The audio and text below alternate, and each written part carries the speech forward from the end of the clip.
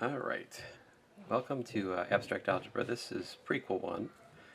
So I want to just basically introduce the properties of the integers and a few basic facts about them. I'll try to be quick. You really just need to read this section and make sure you are familiar with these calculations and ideas. Okay, so what are integers? Integers we denote by z, of course. Horrible pun. Let's see here. Then here are the properties of the integers. As you can see, the addition is commutative, the multiplication is commutative. We have this distributive property. Addition is associative, multiplication is associative. There's a additive identity, which we call 0. There's a multiplicative identity, which we call 1.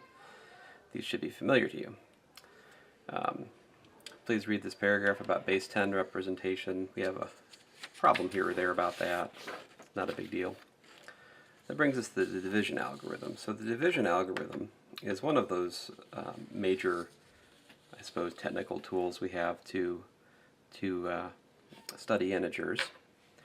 So here's a basic example. If we subtract 3 from 11 3 times, it gets us to 2, which is smaller than 3. That allows us to say, oh, well, that's the remainder. And putting this together, we have 11 minus is equal to 3 times 3 plus 2. Here the dividing number is 3, the quotient is 3, the remainder is 2. And of course the boxed equation leads us to this fraction. In other words, that 11/3 can be decomposed into a integer part and a proper fraction, as it's called, right? So the division algorithm isn't a statement about fractions directly, but indirectly it is. All right, so here's the theorem, just to be clear. Positive division algorithm. If we have a pair of integers, a and b, with b positive, again, b is the dividing number, then there's a unique quotient q and remainder r for which a is equal to qb plus r. So I was looking at my notes. I have a typo here in the existence part. So this set R is the set of possible quotients. All right, so I'm thinking of Q as being what we want to find for a given A and B, whereas N is in principle a variable here. So the set R is basically a set of possible remainders, and I just throw out the negative ones and keep the positive ones. Right, so you could think of it like this. It's take A and add multiples of b, positive or negative, and then just keep the non-negative ones of those. That's the set R. So it's a subset rather of positive integers, which means that the well-ordering principle applies to it, right?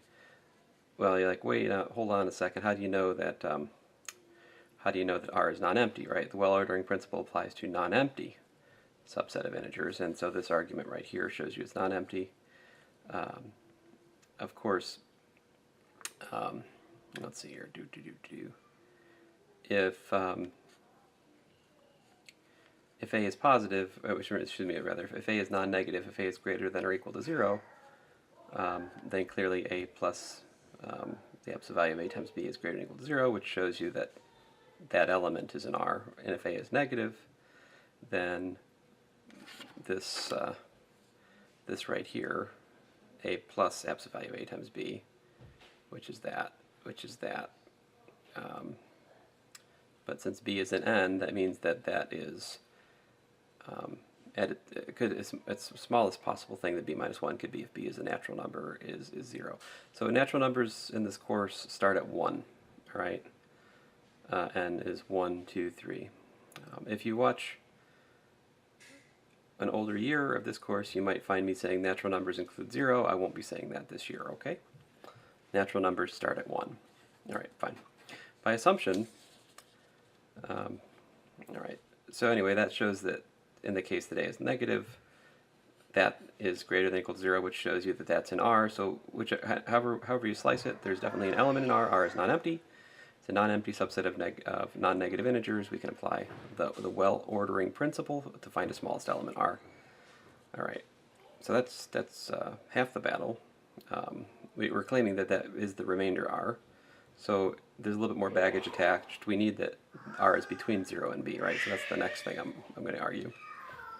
So suppose r is the smallest element in the set R, and r is greater than or equal to b. So what am I doing here? I am working on a proof by contradiction, right? So this would contradict, sorry, finding my markers. That would contradict, the desired property for the remainder, which is that it's between 0 and b, right? This is the opposite of that. R is greater than or equal to b. All right, so if that were the case, then there has to exist an n such that r is equal to a minus nb, right? And so, let's see here. So you notice that this is equal to r, and r is what? Greater than or equal to b. So that means that this is greater than or equal to b. See that? So that's where this comes from. A minus nb is greater than or equal to b. And so I can define this, hence, really saying, hence I should really, to make this clearer, I should say setting, because I'm defining r prime right here. Setting r prime equal to a minus n plus 1b, that's non-negative, all right? And that means that r prime is in the set of possible remainders, but it's also smaller than r, and that contradicts r being the smallest element, which was given to us by the well-ordering principle. And so by proof by contradiction, we find out that that is not possible, and so therefore r is less than b. All right. And then, of course, we have to check uniqueness. Uniqueness is similarly shown if we have two quotients and two remainders, such that we can reach a by qb plus r and a is equal to q prime b plus r prime, where both the remainders are non-negative and smaller than b. Then we have a is equal to a, but qb is equal to q prime b plus r prime, which gives us this. And then suppose towards a contradiction that q was not equal to q prime. Since q and q prime are integers, the inequality of q and q prime implies that the magnitude of their difference is greater than or equal to 1. But then we have that the magnitude of the difference of the remainders is equal to that, which is, now this is greater than or equal to 1, so that's at most, this is at least b, right? But b, by assumption, is positive, so the absolute value of b is b. Excuse my children if you can hear them.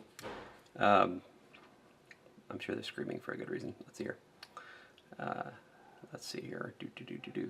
Oh, but you can't have r minus r prime equal to b because r and r prime are both taken from 0 to b, and it's not possible to have two numbers in that interval whose difference is equal to the length of this. Well, some people would call this a Klopen, half closed, half open interval. All right. So anyway, the distance between r and r prime cannot be larger than equal to b, and this is a contradiction, and therefore we find that, in fact, you could not have q and q prime being different, so they must be the same, and so we get uniqueness. All right. I'm not going to go through all the proofs in this section. I just thought I should go through that one. Sorry if it was boring. Let us go on. So how do you actually calculate, in principle or in practice, the quotient and the remainder? Well, I think it depends on what you're after. Certainly, if you're just after, just that, and you're allowed to use a calculator, then a calculator is a pretty good way to do it, right? If we look at 324 over 11, then you punch it in your handy-dandy calculator, and you get 29.45454545. Okay, we'll be here a while. It just keeps going and going and going. 45454545. All right, so that suggests that 324 over 11 is actually 29 plus this infinitely repeating decimal number here. And so if you multiply that by 11, you get 324 is equal to 29 times 11 plus this thing. And this thing, it just happens to be a whole number, which is going to be a remainder, and it's going to be smaller than 11. What's it going to be? Well, if I just calculate 0.4545, just 2 copies, I get 4.99995, and then a little bit of common sense says, you know what, that's 5. I mean, that suggests that this is actually 5. And then, of course, you can check, right, because you got a calculator, that 29 times 11 plus 5 is equal to 324, and there you go. So pragmatically speaking, if you got a calculator, that's a fast way, a relatively fast way to actually find the quotient and the remainder. All right. So we used what's called the floor function, which is, it picks the integer which is a little bit smaller than the given rational number, but as close as possible. Then, of course, not being content to just work with positive numbers, we have a non-zero division algorithm. In fact, of course, we can divide by a non-zero number, and there still is a choice of a remainder. And, of course, this inequality would be nonsense if b were negative, right? So we put the absolute value of b here, and we can still find a quotient and remainder, like so. All right. And as is usually the case with this sort of thing, we just steal from the other argument. So we already have b greater than 0. That was the argument I just went through. If b was less than 0, that means we can define b prime to be equal to minus b. That's positive. And then we can apply the theorem to b prime. So we'll find q prime such that a is equal to q prime b prime plus r prime, with r prime like so. But since b prime is the absolute value of b, we have that r prime is between 0 and the absolute value of b, like we want. And there it is. So that's exactly what we want. We identify that minus q prime is in fact the q we're after, and there you go. And I'll let you think about uniqueness. Now, the selection of the quotient in the negative divisor case actually involves the ceiling function. The notation x with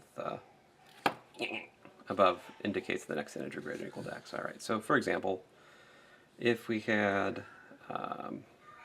minus 456 over, 456 over minus 10, that would be minus 45.6, and so minus 45 is the ceiling function. 3.7 has ceiling 4, n minus epsilon has ceiling n, supposing that epsilon is a small number, in the sense of not being larger than 1. All right. I think I've spent entirely enough time on that. Let's go on to divisibility. So what is divisibility? So this is why I said we shouldn't call the dividing number the divisor, because a divisor has technical meaning as is set forth in this definition, actually. All right. So here we go. A and b integers, we say b divides a if there exists c in the integers such that a is equal to bc.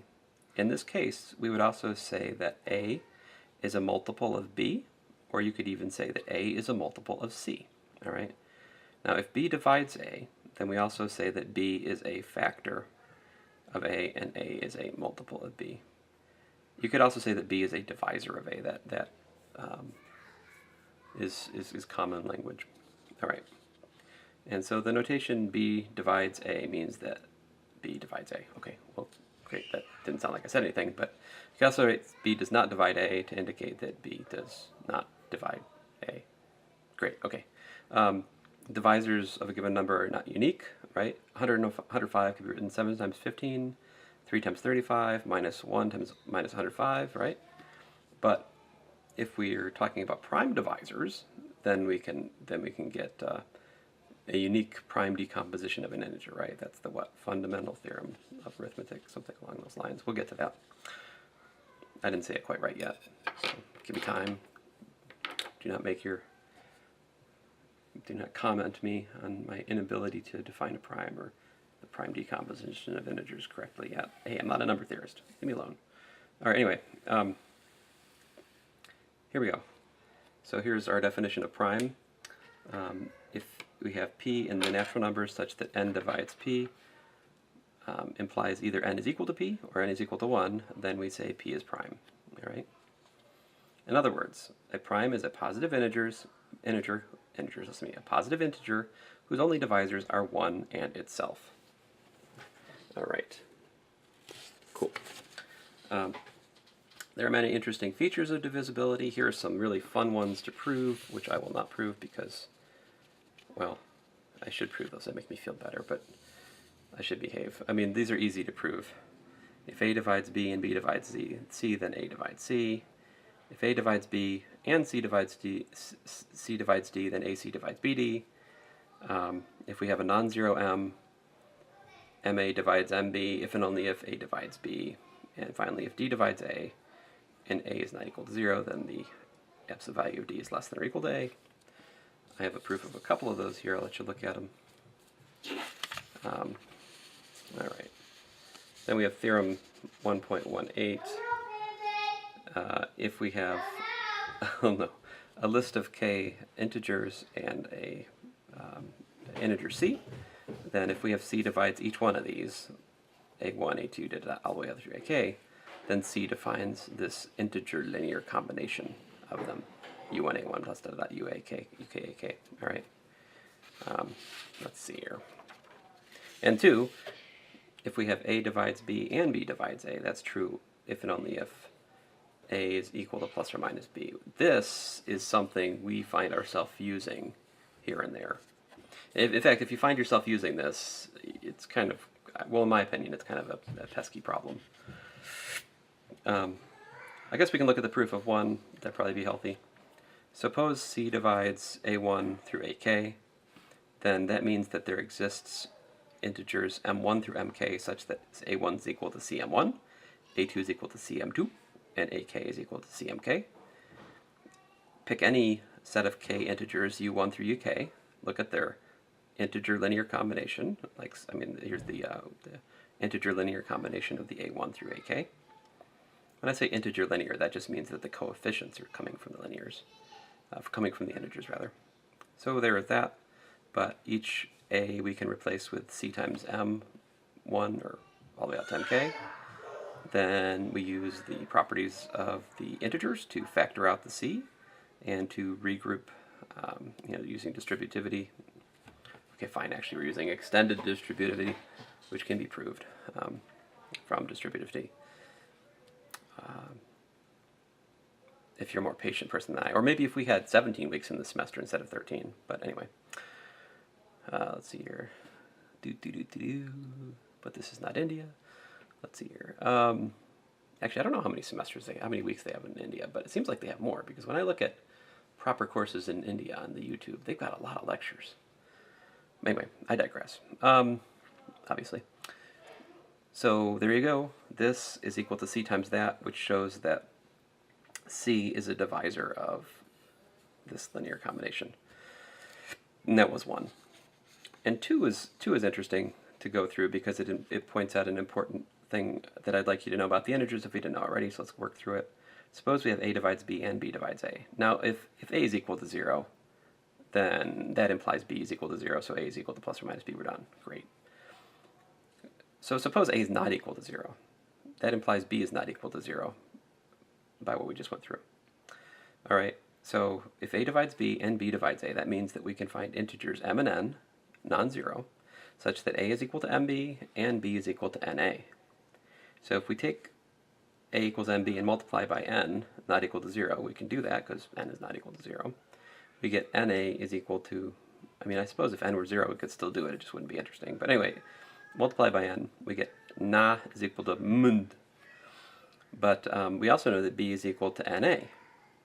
So that means that na is equal to mn na, or mna. Okay, great. But then we can cancel n, because n is non-zero, right?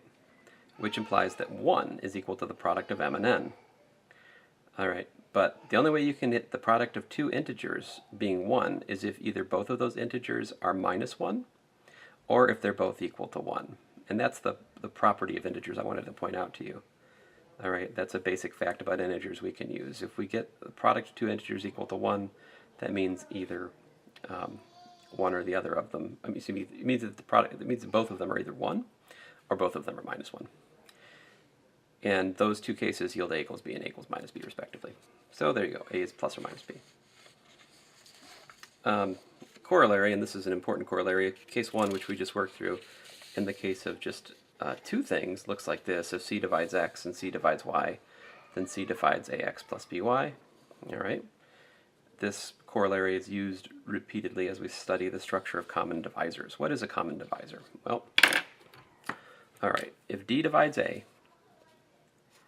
and d divides b, then d is a common divisor of a and b. So it is a common divisor. All right, fine. It's not especially an interesting term, but there it is. So one of the propositions before showed that a divisor cannot have larger magnitude than its multiple, right? You know, if a is equal to say m times d, certainly the magnitude of d has to be less than the magnitude of a, right? That's fairly obvious because m is an integer. So, you know, if we take the absolute value of this, we get absolute value of a is equal to absolute value of m times absolute value of d. And since the absolute value of m is larger than or equal to 1, it follows that the magnitude of d has to be less than the magnitude of a. All right, so a divisor cannot have a larger magnitude than its multiple, but also, so that means that a common divisor has to be less than the maximum of the absolute values of a and b. And also notice that 1 is a divisor of every non-zero integer. So if both a and b are non-zero, then that means that the maximum,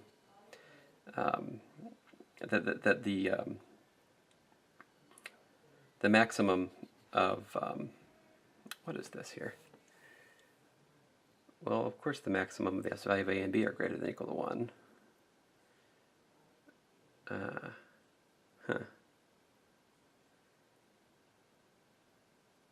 I mean, I guess that's true, but I think I'm more interested in the fact that since 1 is a divisor, we can at least find a divisor which is equal to 1. Anyway, therefore, if a and b are both non-zero, there must be a largest number between 1. I mean, this is true, but I'm not. Whatever. Let me stop distracting myself. So there must be a largest number between 1 and the maximum of a and b, which divides both a and b, because of course 1 divides a and b, right?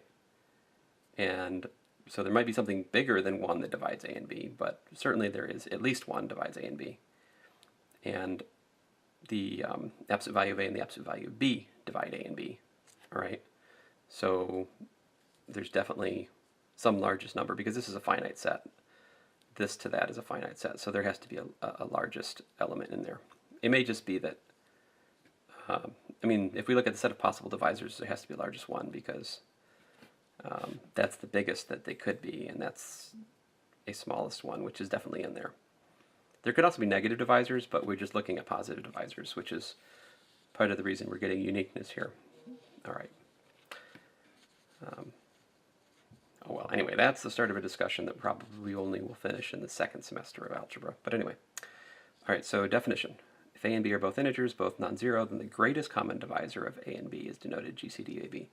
Now, some books will also use that this is just equal to a comma b. And I don't know. I don't tend to use that because I like a more direct notation. And anyway, so greatest common divisor of a and b is ab. I will not use this notation for the most part. I just wanted you to be aware of it. So how did I find greatest common divisors when I was a kid? What I used to do, of course, and probably what you did, is just to take the number and to write out its prime factorization. Like 105 is 3 times 5 times 7.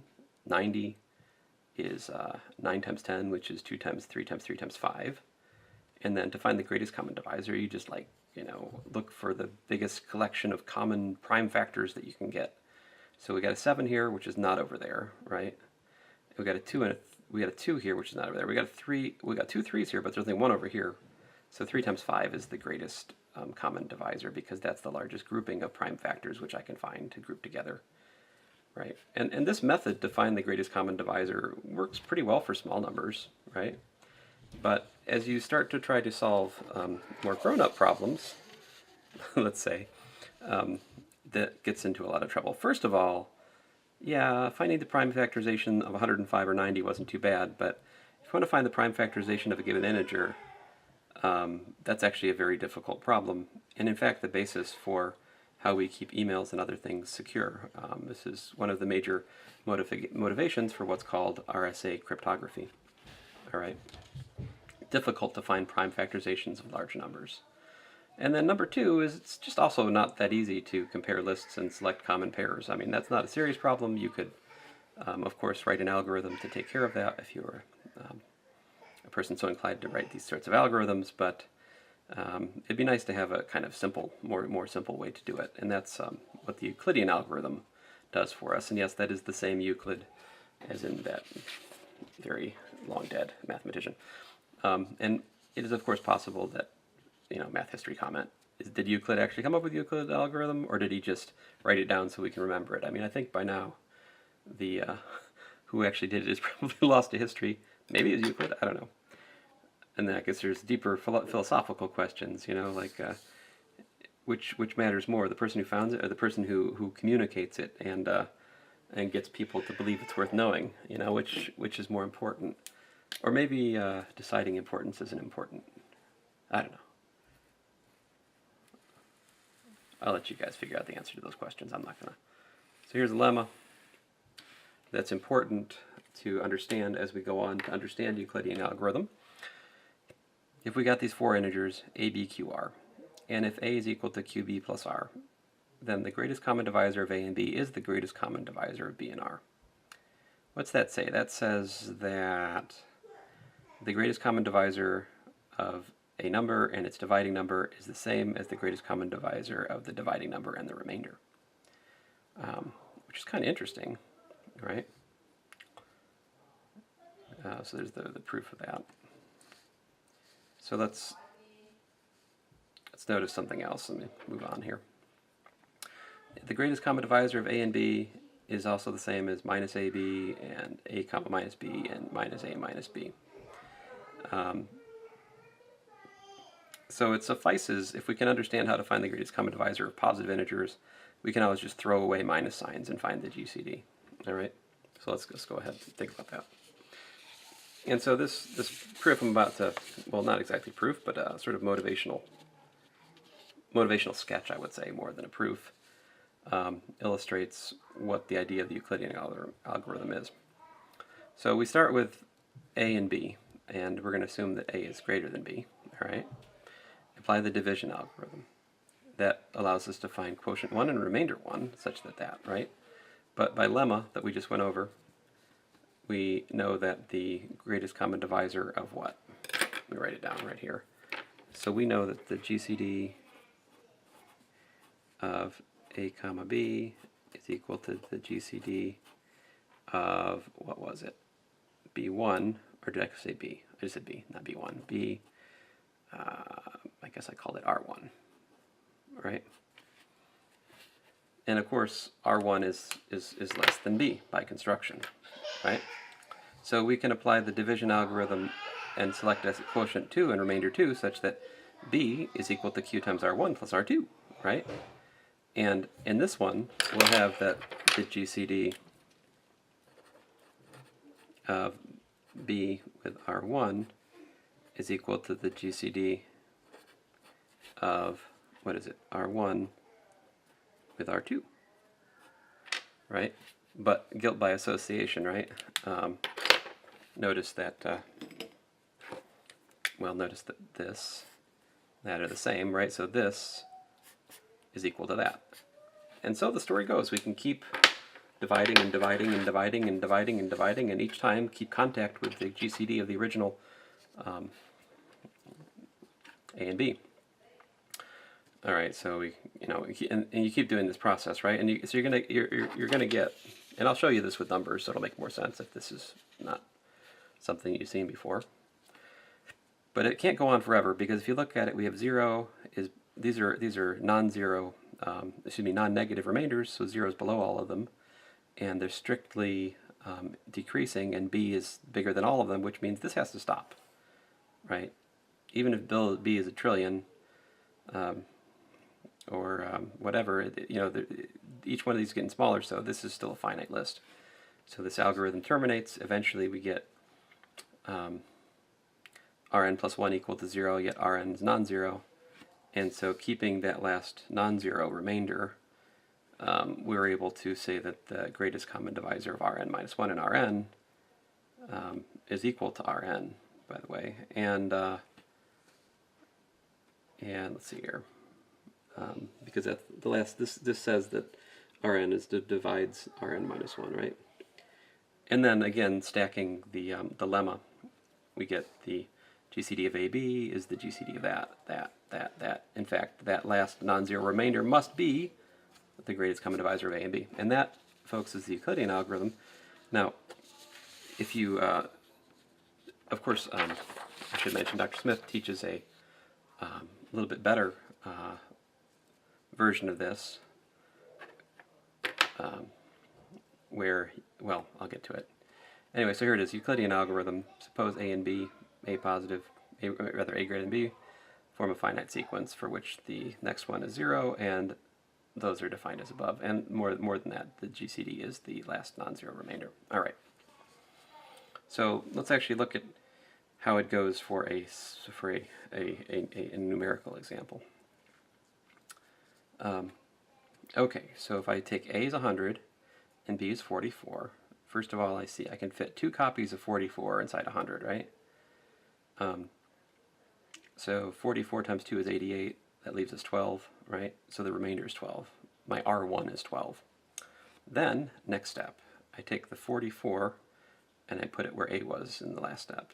And I take the 12 and I put it down here. So 12 is the new quotient, 44 over there. Let's see here. So how many copies of 12 can I fit in 44? Well, just 3, right? 48 is too big. 36 is just right. And so solving the Goldilocks problem. That's here. Sorry, I'll shut up. 36 plus 8 is 44. All right, I agree. So this second remainder is 8. And all right, so we're dividing by the remainder of the first step and the second step. So what comes next? Next time we're going to take the previous quotient and move it down there. And let's see here, so 8, how many copies of the last remainder can we fit in this? 12 is 8 times 1 plus 4. All right, and there you go. Now I have a box there, but that's because of the next step. The next step is that 8 is 4 times 2. So this is the last non-zero remainder, right? So allegedly, that is the greatest common divisor of 144. There you go. And so here's the thing that Dr. Smith, who also teaches at my school, Ethan Smith, he shows a way to do this where he keeps a little bit more notation, and you actually already have what I'm about to work backwards to get in hand. But I just, he showed me, and I should know by now, but I'm sorry, I just don't have it to present to you here. For shame. So anyway, you work backwards from these going back. 4 is 12 minus 8. 8 is 44 minus 12 times 3. And so just backwards substituting the things we found here, we eventually work our way down to these substitutions. Let's see here. Eventually we get to 4 is 4 times 100 minus 9 times 44, right? And so there you go. That's the greatest common divisor, is an integer linear combination of A and B, which here were 144, right? So it's a z-linear combination of 144, we could say. All right, so we can always work Euclid's algorithm backwards to find the greatest common divisor written as an integer linear combination of A and B, which is kind of neat. And again, if you want to see a slightly better way to do this, actually probably not slightly, probably a lot better way to do this, talk to Dr. Smith. I just know how to do things. I don't know how to do things the best way when it comes to number theory. As I cautioned you, I'm not a number theorist. Although I do like to work with numbers. Anyway. I'll just say this: the kind of number theory I'm interested in is not what you might think of. All right. Anyway, 626 is 100 times 620 plus 6, right? So that's 10 times 62. So my first remainder is 6. Then I pull the first quotient. That forms the new A. I've forgotten what I called A in, what do we call A in the, well, oh, let me go on. It's not interesting. So 62, bring the 62 down. 10 times 6 is 60 plus 2. All right, last non-zero remainder looks like was 2. So that means the greatest common divisor, 62 and 626, is 2, right? And also, you can see that if you solve 2 is equal to 62 minus 10 times 6, right? Then we can take that 6, right? What I'm doing is I'm taking the 6 here, right? And I'm expanding it like that. How am I doing that? I'm doing that with this equation right here, right? Because this says that 6 is equal to 626 minus 10 times 62. So that's the backward substitution I was talking about. And then if you look at it, just grouping stuff, we've got how many copies of 62? We've got 10 times 10, which is 100, right? That's the thing people mess up when they're doing this calculation. They forget to multiply this number and that number a lot of times. But that times 10, that 10 times 10 is 100. And 100 plus 1 is 101. So 101 copies of 62 minus 10 copies of 626. And there you go. That's the linear combination of 62 and 626, which gives you 2. Hooray. Here's yet another example, which I'll let you look at. All right. So I hope you get starting to get the flavor for it here. All right. Oh, and then finally, well, here's a kind of special case. How does the Euclidean algorithm, quote unquote, work if your A and B are multiples, one or the others? All right. So finally, GCD of 4 and 20. All right. So 20 is 4 times 5, and since there's only one row to go, we identify 4 as playing the same role as the last non-zero remainder in most of the examples, and the GCD of 4 and 20 is 4. I don't know. I mean, I wouldn't... I really don't care if you can understand this as part of the example, or if you just remember that when 20 is a multiple of 4, then 4 is the GCD. Or if we have two numbers here, and one is a multiple of the other, the smaller one is the greatest common divisor, right? So that's a general result. Anyway, much more importantly, Bezout's identity, or Bezout. No, that's probably wrong. I think it's Bezout. But I debate. Sorry, I'm not cultured enough to say this properly, but by now you probably know that. Anyway, so A and B integers, both non-zero. Then there exists x and y such that there's an integer linear combination of A and B, which gives you the greatest common divisor. Like so. This is Bezout's identity. And so we've already illustrated this in the examples above, right? And so I'd say the proof is essentially just the back substitution of the Euclidean algorithm. There is doubtless a more elegant proof which doesn't do that, but I'd say that for me the proof in short is just that the Euclidean algorithm holds, and back substitution yields this result. I think that's the sort of most portable proof of the theorem, which does not require a lot of mental energy. And then finally, this is also very, very important sort of corollary to, I say sort of too much.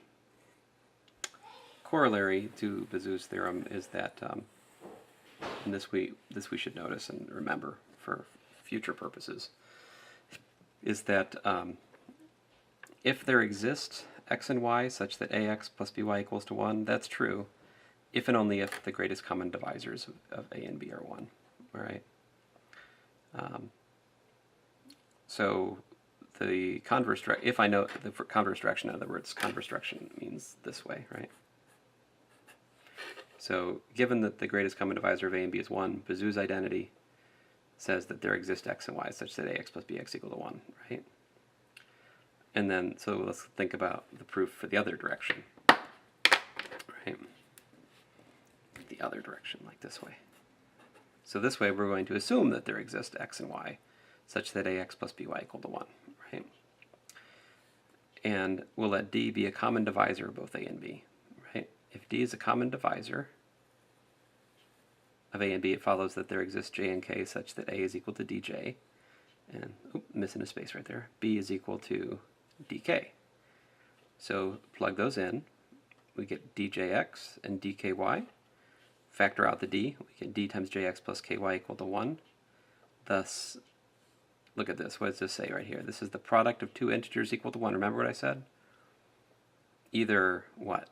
Either they're both 1 or they're both minus 1. But d is positive, right? So it must be that d is 1 and jx plus ky is equal to 1. But that doesn't really matter. The larger point here is that d is equal to 1. And remember, d was a common divisor, so there you go. That means that this we picked any common divisor, and we just showed that it has to be 1, which is to say that the greatest common divisor of a and b is 1. So there you go. That is a sometimes useful corollary as we're trying to prove that two numbers are relatively prime. Remember, a and b are relatively prime, or coprime means that their greatest common divisor is 1. And I feel like I'm missing a page of notes in here. Maybe prequel 2 has the prime factorization of an integer. I don't. We'll find it. And then another, of course, nice identity of Bezout's identity is Euclid's lemma. Euclid's lemma testifies to the indestructibility of primes. You might say primes are atomic because they can't be divided, but that seems like bad language given the science of the last 100 years or so. Well, at one time, atoms seemed like they were indestructible, right? Anyway, so a and b integers, b and z prime. If p divides ab, then that means p divides a, or p divides b. And the proof of this is quite enjoyable. Suppose p divides ab, but p does not divide a, all right? Then since p does not divide a, we have that the greatest common divisor of a and p is 1, all right? By Bezout's identity, there exist x and y such that ax plus py equal to 1. And to multiply that by b, that gives us bax plus bpy equal to b. And we also know that p divides ab, right? So there exists some c such that ab is equal to cp. So returning to this, which I called star, we get b is equal to cpx plus bpy, which is p times that. And then since cx plus by is an integer, the result above clearly shows that p divides b. In other words, if p does not divide a, then it forces it to divide b, and that's Euclid's lemma. So that's a pretty nice little argument. So anyway, I guess that concludes prequel 1. Sorry if I went too slow, but I would remind you that YouTube has a double speed feature, if you do so choose. I would also remind you that usually the CC option, if you click CC, it'll put subtitles on these. And then, of course, you can ask me something in a comment. I usually will get back to you. Anyway, hope this is a good start. Sorry if it was boring. We will soon, after the prequels are done, get to what I would call actual group theory. But first we need to develop a little bit of background so we have a good set of examples to work with. That's the purpose of these prequels. Thanks, guys.